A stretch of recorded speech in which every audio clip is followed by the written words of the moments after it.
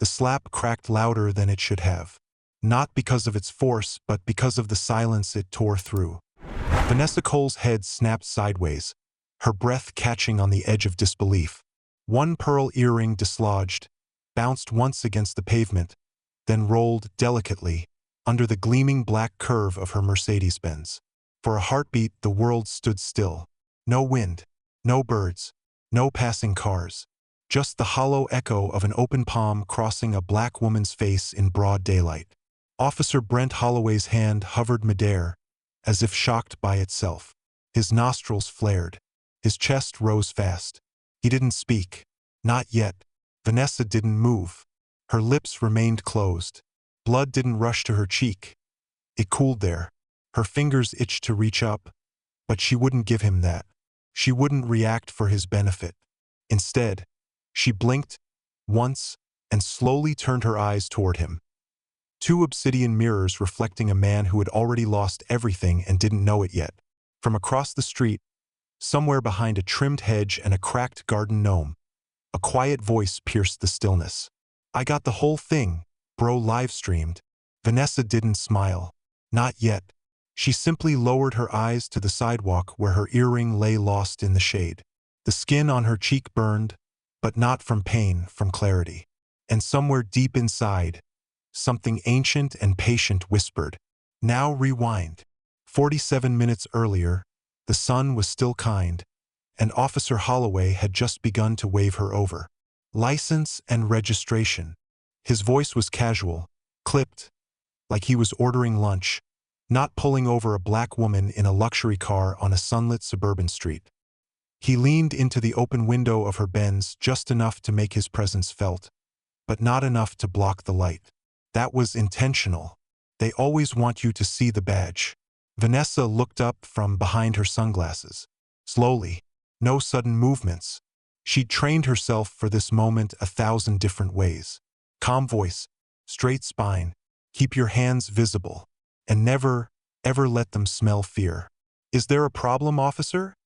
she asked, her tone smooth, lawyer crisp but unbothered. She already had her documents ready. She handed them over like she'd done it before, because she had. He didn't answer. He looked down at the license, then back up at her. Blinked. Something shifted in his jaw. He held the ID a second too long. "Vanessa Cole," he read aloud. "This your car?" She turned her head toward him fully now. "It is. Registered under my name. You'll see that matches." He looked again, pretending it didn't. That was his first tell. The second tell? His eyes scanned the leather seats like they weren't supposed to belong to her, like she'd borrowed the whole life she was driving through. "Where you headed this afternoon, Miss Cole?" "Home," she said flatly. "From work." He paused, then tilted his head, squinting at her like he was solving a riddle. "What is it you do, exactly?" She smiled, slow and quiet, the kind of smile you save for the people who have no idea who they just tried. "I wear a robe," she said, "but not the kind you think." The sun caught the gold chain around her neck, and for a flash, the badge charm on it gleamed. But Brent Holloway wasn't looking at her jewelry. He was already deciding she was lying. And just like that, the air inside the car changed. Thicker now, like it knew what was coming. She could already feel it. He wasn't going to let this go. Vanessa could feel the shift before it showed. A change in tempo. Something in his stance grew stiffer, more performative. Officer Holloway rested his hand on the top edge of her door like he owned the air between them, and nodded once toward the sidewalk. "I'm gonna need you to step out of the vehicle, ma'am." She kept her eyes on him, still, unblinking, not hostile but not yielding either. "Why? I asked you nicely. That's not an answer. Am I being detained?" He clicked his tongue, just once, then leaned lower, close enough for her to see the faint red line pressed into his forehead from the edge of his cap. "Ma'am, step out of the car. Now." The wind moved through the trees above like it was holding its breath. She reached for her phone, resting on the center console. Slow, deliberate. He drew his weapon, not aimed, not pointed, but drawn, unholstered and visible. "I said keep your hands where I can see them." Her breath locked in her throat. Her fingers froze midair. From the house across the street, the sound of a screen door creaked open. Someone watching. She could feel it. Vanessa raised her hands, her voice level. "I'm a sitting judge for the state of Georgia. Badge number 19106. My ID confirms that. You have no legal grounds for a search or an arrest." He stepped back half a foot, lips slightly parted. She saw it, the momentary flicker of recognition. A wheel turning. Too late. "Get out of the car," he repeated, now louder, like volume could erase error. She looked at his gun, then back at his face. And slowly, she opened the door. The sun hit her like a spotlight. A slow burn was beginning. One she wouldn't stop. The boy with the phone crossed the street, slow but deliberate, like he knew the weight of what he was holding. His camera never wavered. Holloway flinched when the lens turned toward him directly, but he didn't say a word. His badge number already lived on a growing digital thread. A live feed, maybe, or worse, a viral moment mid-birth. The man in the suit, Marcus Green, DOJ liaison and longtime colleague of Vanessa's, stood with his arms crossed, watching Holloway like he was waiting for him to lie again. Vanessa finally stepped toward the SUV, her composure intact, though her left cheek still stung with heat. "I want to press charges," she said quietly. "Understood," Marcus replied. "We'll escort you to headquarters." "No," she said, turning. "I want them taken here. Now, let the neighborhood see it." Holloway finally spoke. "You can't just arrest her," Marcus cut in. "Funny. You thought you could." The officer's hand hovered over his belt again, more from habit than threat now. He glanced at the growing number of people stepping out of houses. A mother with 2 kids, an elderly man with a cane, a girl in a blue hijab, all of them watching silently, some holding phones, none speaking. Shame worked differently in daylight. It didn't shout. It sat on your shoulders, heavy and public. Marcus stepped forward, producing a folded paper from his jacket. "This is a formal DOJ investigation notice. We're seizing your body cam and cruiser footage. Effective immediately." "What?" Holloway looked stunned. "You can't. It's already done." Vanessa didn't move. She stood near the open SUV, watching as Marcus radioed in a separate unit. Her voice was calm when she spoke again. "Tell me, Officer Holloway, what did you think I was? A nanny? A car thief? A girlfriend borrowing her man's ride?" He didn't answer, just looked away. "Or did you not think at all?" The screen door across the street opened again. A woman called, "Is she okay?" But no one answered her. A quiet settled over the block like fog. Finally, another patrol car rolled up, 2 officers inside. Marcus flagged them down with a single wave, and they pulled over behind the cruiser. One stepped out, Hispanic male, maybe late 20s. His eyes met Marcus's, then flicked to Vanessa. Recognition flickered. "She a judge?" "She's the judge," Marcus replied. No questions after that. The officer nodded once, then turned toward Holloway, who still hadn't moved, his stance now frozen. Caught between defiance and dread, he reached for words but found none. The rookie cuffed him. The sound of the metal clicking shut broke something wide open. The crowd murmured. No cheering, just a stunned silence, like they'd seen something sacred shift. Holloway didn't look at Vanessa, not once, even as they walked him toward the car. His lips pressed thin, his head down, not out of remorse, but because he couldn't stand being small in front of her. Vanessa watched him go, not with rage, not with triumph, but something heavier, more ancient, grief, because she knew this wasn't just about her. It never was. Vanessa didn't get in the car right away. She just stood there watching the squad car pull away, Holloway inside. The murmurs behind her had dulled to whispers now. A neighbor's dog barked in the distance. A breeze lifted the hem of her blouse, brushing against her like a reminder that her body was still here, still trembling, even if her face remained stone.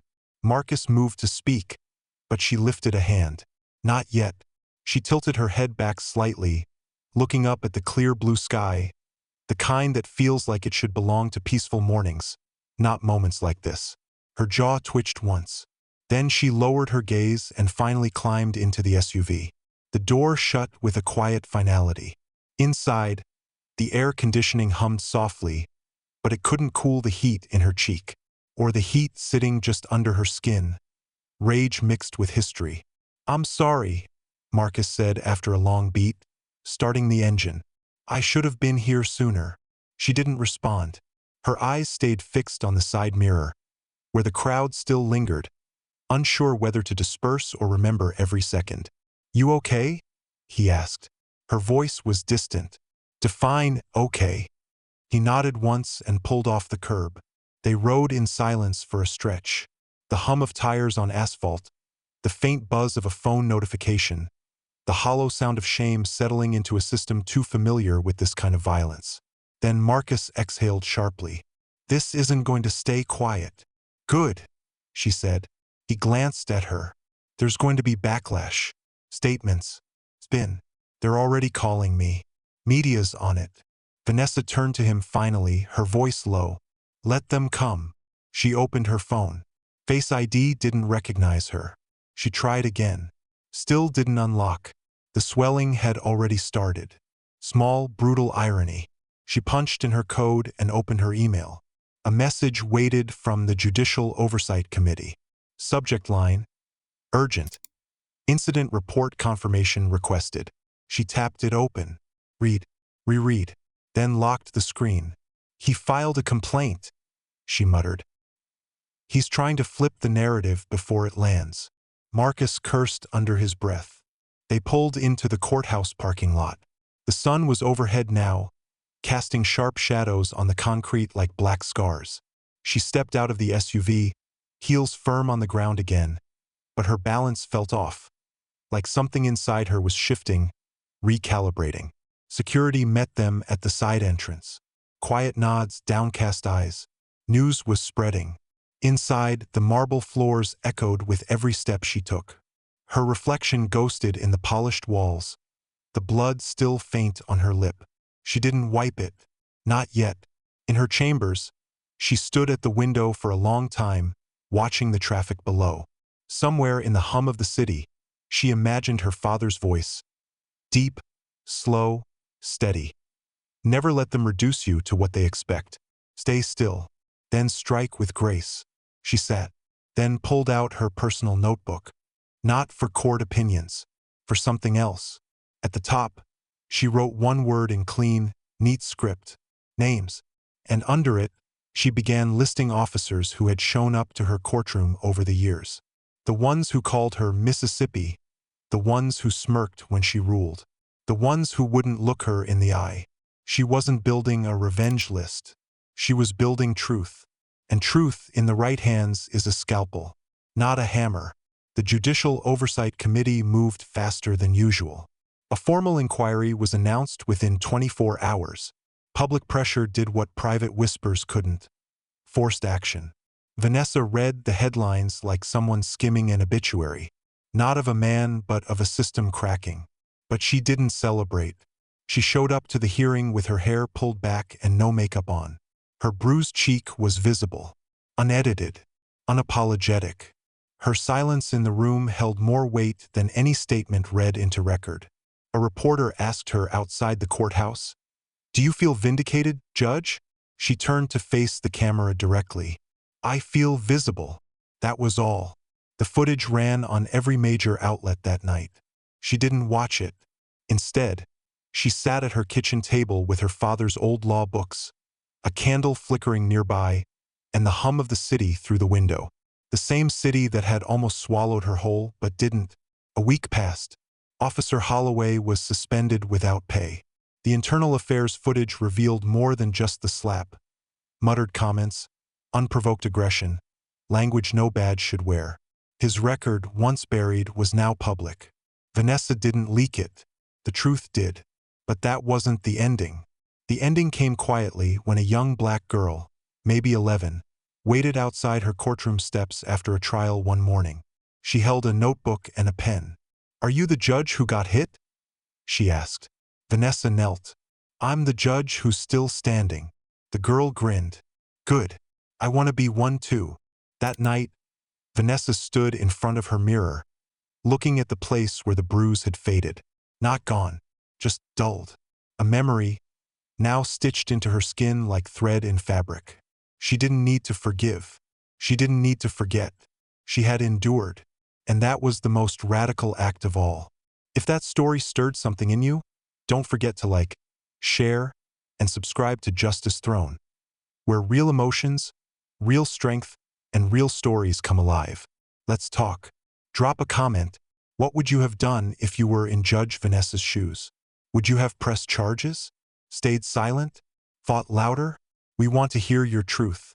Because in a world where injustice hides in daylight, silence isn't strength. Clarity is. And remember, grace under pressure is its own kind of revolution. Thanks for watching. See you in the next story.